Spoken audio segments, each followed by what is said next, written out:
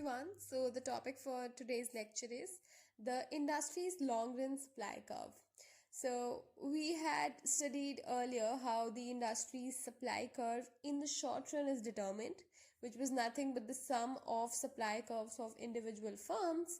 But now the question arises, can I adopt the same technique as I adopted in the short run, that I add up the supply curves of individual firms to arrive at the market supply curve? Is it possible? The answer is no. Because what happens in the long run in a competitive market is that a lot of firms enter and exit owing to their hindsight with respect to the economic profits. So we studied in long run equilibrium also that how positive profits actually attract a lot of firms from outside to enter the industry, and negative economic profits demotivate firms and they might want to exit the industry. So because such entries and exits are a new normal in a long run scenario, we cannot add up individual supply curves because we do not know which supplies do we add up, because there are a lot of firms entering and exiting. We don't know which supplies to add up in order to arrive at the market supply curve in the long run. So the shape of the long run supply curve will depend on this fact. Let's read out. The shape of the long run supply curve depends on the extent to which increases and decreases in industry output affect the prices that the firms must pay for inputs into the production process. Now that means that when the firms increase output or decrease output, what happens to the cost of inputs that they need to increase or decrease this output? Do you understand? So basically, what is supply curve? Supply curve is a relationship between price at which the firms are willing to sell and the quantities which will be supplied at that particular price. Now, if the firm has to respond in order to meet the demand in the market, and likewise, what will happen? The firm also needs to expand the production.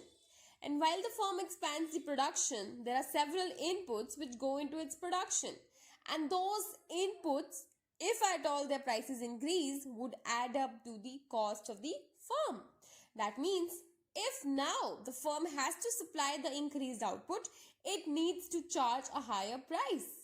However, not always do the cost of inputs increase. There could be three types. One case would be that of a constant cost industry. That means with increase in procurement of inputs, so basically with increase in scale of production, there is no change in the price of inputs, so that the cost of the firms and in the industry remains the same. And one case is of the increasing cost industry, which I just quoted off, and decreasing would be where the cost of inputs decrease with increase in production.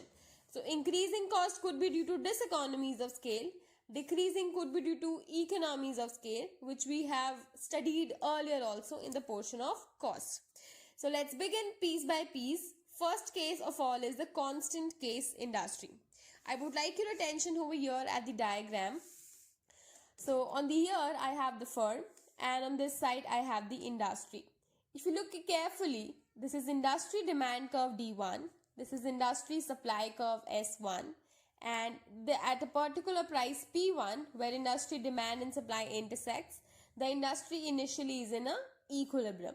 So at P1 price, all the firms, because there is a perfect competition and are price takers, they'll as it is take away this price, and at this particular price, they will be maximizing their profits in the short run.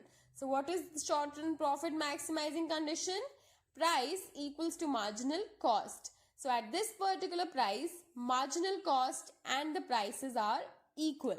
So this is my average cost curve and this is my marginal cost curve. So if you see that if at a price, average cost is also equal to the price, we are earning zero economic profits. So here, because price is equal to average cost, initially the firms in the market are earning zero economic profits. Okay. Now let's consider a case wherein, let's say, there's a tax cut. So because of a tax cut, the people have a lot of income at their disposal. What will they do? They will increase demand for the goods in the market. So we see that the demand curve shifts from D1 to D2. Because the demand curve now shifts from D1 to D2, what's going to happen? The price is pushed up from P1 to P2. And this particular price, when mapped in the firm scenario, the price increases and the firm tries to climb along the marginal cost curve and ultimately is at the maximizing condition of profits at which price equals to marginal cost. That is this particular point.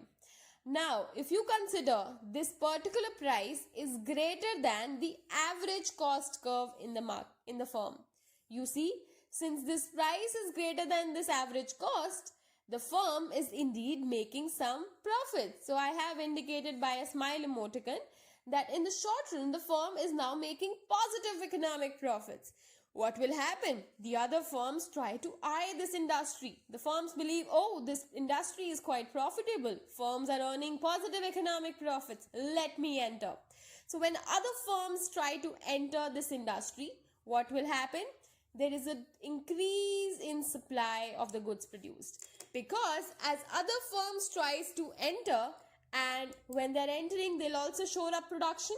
So they're going to increase the production in the industry, and if the output is going to increase, they're also going to employ more inputs.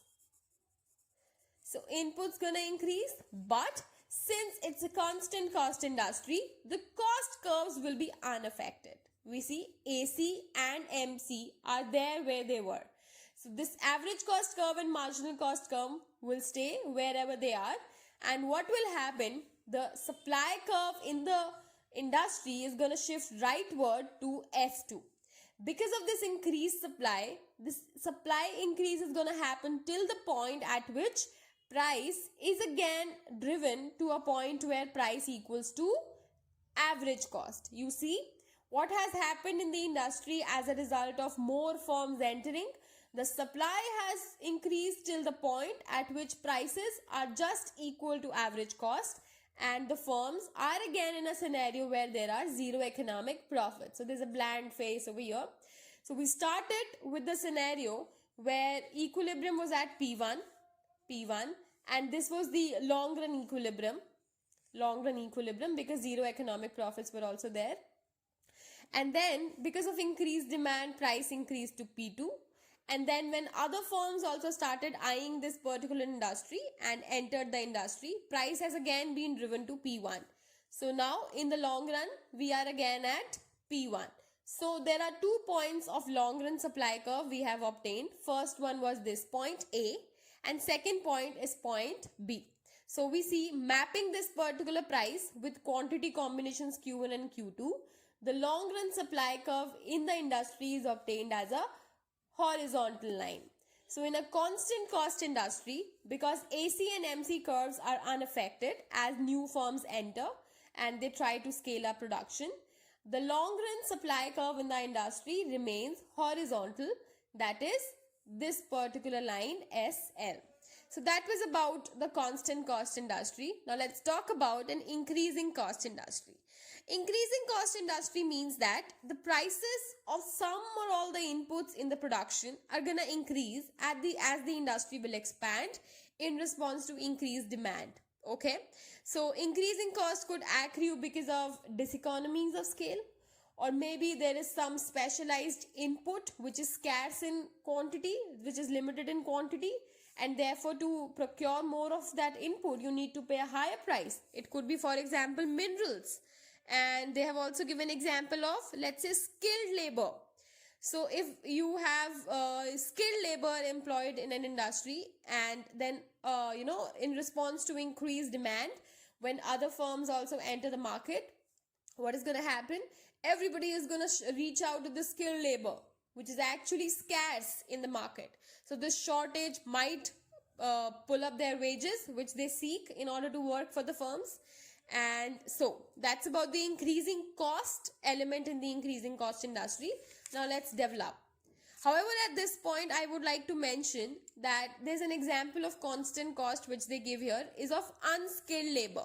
So example, if unskilled labor is a major input and the marginal and the market wage of unskilled labor is unaffected by the increase in the demand for labor. So that was the example for a constant cost industry, and at the same time in increasing cost they say that it might have employed skilled labor. Okay. Alright, so I come over here at this diagram. This is the firm, this is the industry. Okay, everything is the same as before. Initial demand curve industry is D1, initial supply curve is S1. So equilibrium is at P1, quantity produced in the industry is Q1. Likewise, on the firm side also, P1 is the horizontal price line, and this is my average cost curve AC1. Then MC1 is the marginal cost curve, and the firm is also in an equilibrium at a point A. This is the first point of long run supply curve. Okay, why long run? Because economic profits are zero at this point, since prices are equal to average costs. Now consider again an increase in demand. So D1 is increased to D2. The demand could be increased as a result of tax cut or any other reason. So when demand increases from D1 to D2, price is moved up from P1 to P2. We are on a initial supply curve S1 and we are moving from D1 to D2. So price increases from P1 to P2. At a price of P2, now the firm also scales up its production till Q2 by climbing along the marginal cost curve and ultimately arriving at the profit maximizing condition of price equals to marginal cost. Now, what's going to happen? At this particular price, the firm is actually earning positive economic profits. This area, I couldn't shade it. However, this area represents the positive economic profits. Now again, there are other firms outside the industry who eye these firms and say, oh, you're making good profits. Let me also enter this industry. So what's going to happen? When other firms now try to enter the industry and also try to increase the production, overall industry will face increasing cost. Why increasing cost?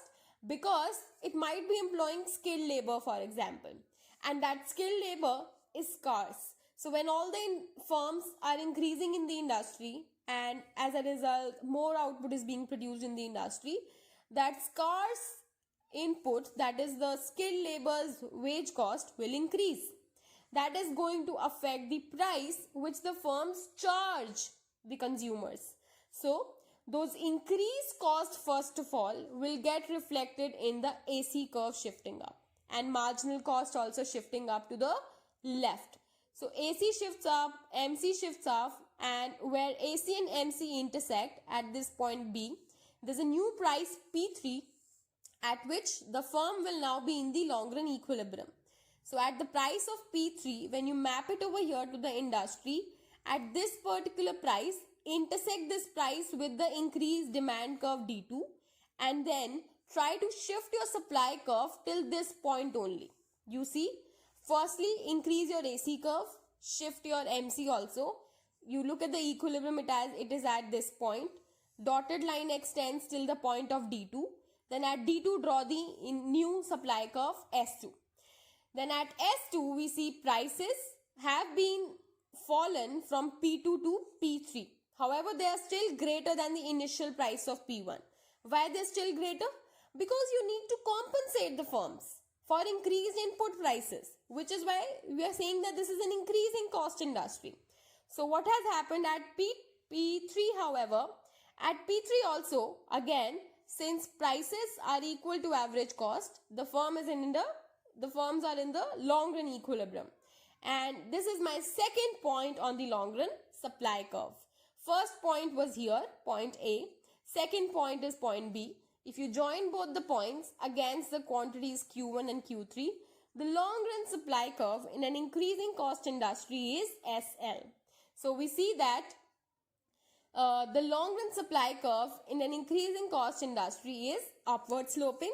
However, the long run supply curve in a constant cost industry was horizontal. Likewise, we have a third case, which is of a decreasing cost industry. Now, I would like to give you this particular case as an exercise to try for yourself, as the book also doesn't draw it. However, I tried sketching it on my own on this corner, and if you happen to have a good glance at it, you may get a look through it. So the case is again the same. You'll begin with the same equilibriums. Demand intersecting supply over here. So basically demand intersecting supply, and then price equals to MC equals to AC.